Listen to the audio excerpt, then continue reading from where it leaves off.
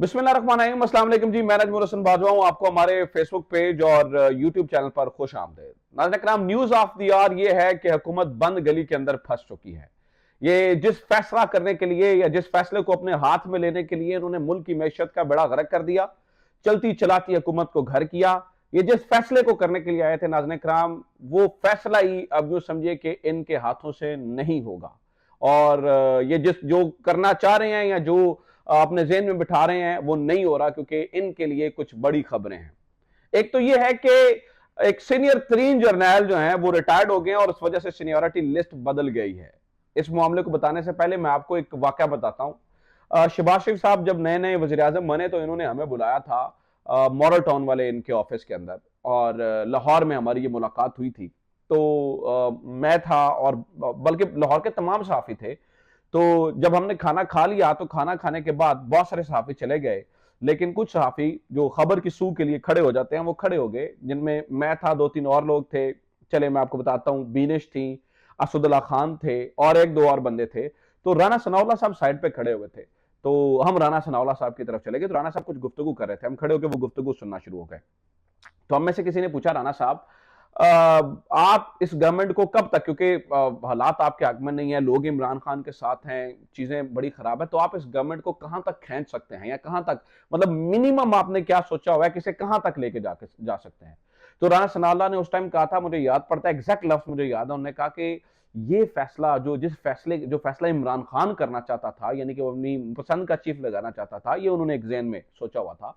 तो वो तो हम उसे जो है ना वो नहीं लगाने देना चाहते थे। और अब जब तक वो नवंबर नहीं गुजर जाएगा, हम किसी तौर भी जो है ना वो हुकूमत से पीछे नहीं हटे, बेशक उस फैसले के अगले ही दिन हट जाएं। यानी कि उनके कहने का मतलब ये था, उनकी गुफ्तगू का लबे-लबाब ये था, जिसके गवाह असदुल्ला खान भी हैं और भी एक दो सहाफ़ी हैं जो मेरे साथ वहाँ पे खड़े थे। उनके कहने का मतलब ये था कि हम जो है ना, हमारी गवर्नमेंट का जो मकसद है, वो वाहिद मकसद जो नज़र आता है बादी नज़र में, वो नए आर्मी चीफ की तैनाती है।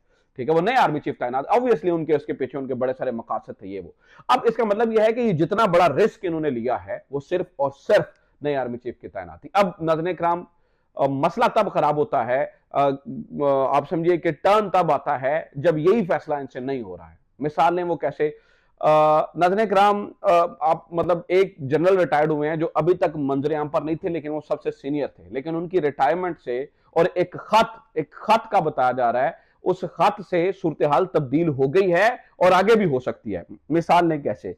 नाज़रीन किराम, वसीम अशरफ भट्टी साहब, ये पाकिस्तान आर्मी के सीनियर तरीन जर्नैल थे, जो कि कल रिटायर्ड हो गए हैं। यानी कि अब आर्मी चीफ की तैनाती होनी है, तो उस तैनाती की ये जो समरी ये कह रहे हैं या जो फैसला कह रहे हैं, जो अनाउंसमेंट ये करना चाह रहे हैं, वो राना साहब कह रहे हैं एक आध दिन में हो जाएगी। इनके कुछ वजीर कह रहे हैं कि मतलब अगले 22 से 23 घंटों का मामला है। तो इन कहने का मतलब ये है कि अगले, यानी नए आर्मी चीफ तैनात होने के कुछ घंटे पहले ये सीनियर तरीन जो जर्नैल हैं वसीम अशरफ भट्टी, ये रिटायर्ड हो चुके हैं। अब आप कहेंगे कि इनकी जो है ना वो रिटायरमेंट से ताल्लुक क्या बनता है नई तैनाती का? नाज़रीन किराम, डायरेक्ट ताल्लुक है। वो किस तरह से? देखिए, इनकी रिटायरमेंट के बाद जो आसिम मुनीर साहब है वो सीनियर तरीन जर्नैल बन चुके हैं, लेकिन प्रॉब्लम यह है कि उनकी रिटायरमेंट भी 27 तारीख को है। अब जरा मैं आपको समझाता हूं कि इनकी रिटायरमेंट से फर्क क्या पड़ता है। आसिम मुनीर साहब ने और अशरफ भट्टी साहब ने एक ही दिन रिटायर होना था। अब जरा टेक्निकल मामला है, आसिम मुनीर साहब और अशरफ भट्टी साहब ने एक ही दिन रिटायर होना था, लेकिन चूंकि आसिम मुनीर साहब ने पहले कमान, जरा थोड़ी देर बाद कमान संभाली थी, तो इसलिए उनकी तारीख 27 बनती है। अब जो तरीकाकार, मरवजा तरीकाकार अपनाया जा रहा है, जिसके तहत कहा जा रहा है कि समरी भेजी जाएगी, अगर उनमें नाम हुआ तो वो रिटायरमेंट जो है ना वो उस तरह से नहीं होगी। तो अगर समरी जनाबे वाला भेजी जाती है कल या परसों, तो आसिम मुनीर साहब का जो हुकूमत कह रही है नाम के, मतलब ये जो उनके लोग कह रहे हैं कि वो उसमें नाम में आ सकता है। लेकिन टेक्निकली बात यह है कि अगर आसिम मुनीर साहब का नाम इस तरह से आ सकता है, तो फिर अशरफ भट्टी, अगर 17 तारीख को या 15 तारीख को समरी मूव करती, तो क्या अशरफ भट्टी साहब का नाम भी इस तरह से कंसिडर किया जा सकता था?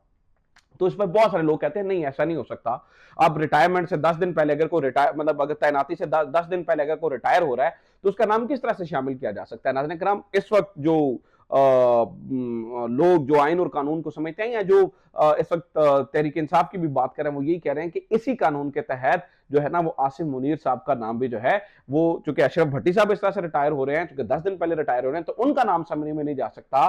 तो इसी तरह से जो है ना वो आसिम मुनीर साहब का भी जो चांसेस हैं वो नाम उस तरह से नहीं जा सकता, लेकिन हुकूमत बजिद है जो नाम बार बार सामने आ रहा है कि इसी नाम के साथ जो है ना वो जाना चाहते हैं। अब यहां पर एक और प्रॉब्लम है, बताया ये जाता है, खबरें ये मौसूल हो रही हैं कि क्योंकि नजम सेठी साहब तो कह रहे हैं कि समरी मौसूल हो चुकी है, एजाज सैयद कहते हैं नहीं सोमवार को मिलेगी, लेकिन अभी तक की इतलात ये हैं कि जो हुकूमत नाम चाहती है शायद वो नाम समरी के अंदर ना हो। इसी वजह से बिलावल भुट्टो साहब धमकियां, अब ये वजीर आजम का स्वाबदीदी इख्तियार है, अगर वो नाम समरी के अंदर ना भी हो तो भी वो सिलेक्ट कर सकते हैं, अब ये उनका स्वाबदीदी इख्तियार है। लेकिन अगर समरी के अंदर नाम नहीं जाता और वो फिर भी सिलेक्ट किया जाता है तो ये से एक समझा जाता है, मतलब कि ये तरीकाकार थोड़ा सा मायूब समझा जाता है, लेकिन कानूनी तौर पर ये बिल्कुल दुरुस्त तरीकाकार है। अब बिलावल भुट्टो साहब इसलिए जो है ना वो धमकियां लगा रहे हैं आरिफ अलवी साहब को, सदर पाकिस्तान आरिफ अलवी को, और ये भी मतलब तारीख में हमने पहली दफा ही देखा है कि वजीर खारजा उठकर जो है ना वो सदर पाकिस्तान को धमकियां लगा रहा है कि अगर आप ये नहीं करेंगे तो हम आपके साथ जो है वो ये कर देंगे, यानी कि सदर पाकिस्तान को इम्पीच करने की बात की जा रही है, लेकिन इम्पीच करने के लिए इनके पास जो है ना वो मतलूबा मेजोरिटी है ही नहीं है।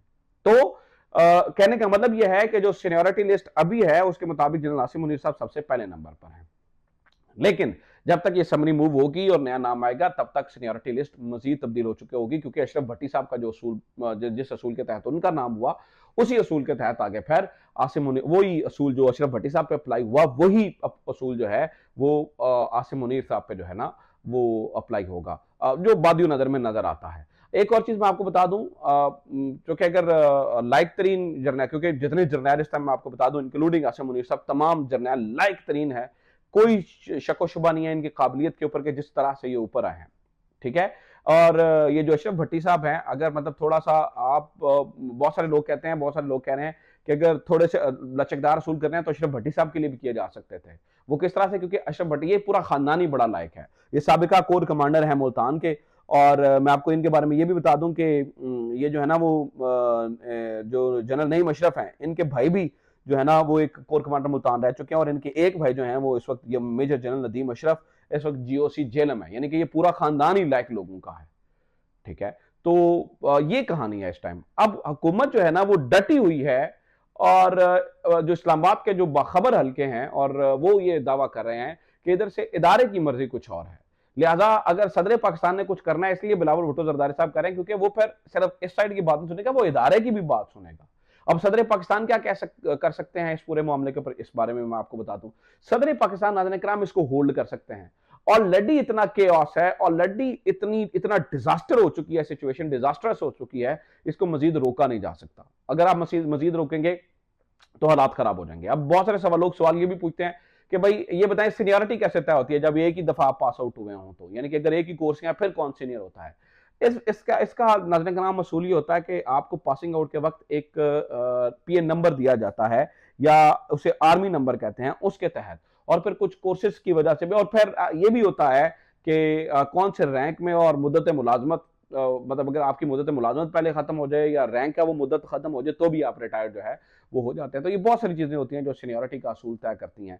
तो इस वक्त ये सूरत हाल है। अशरफ भट्टी साहब रिटायर हो चुके हैं, और उनके रिटायर होने से कुछ काफी सारी चीजें जो है वो वाज़ेह भी हो गई हैं। देखते हैं आगे जो है ना वो सूरत हाल किस तरह जाती है। अपना ख्याल रखें। खुदा हाफिज़। पाकिस्तान जिंदाबाद।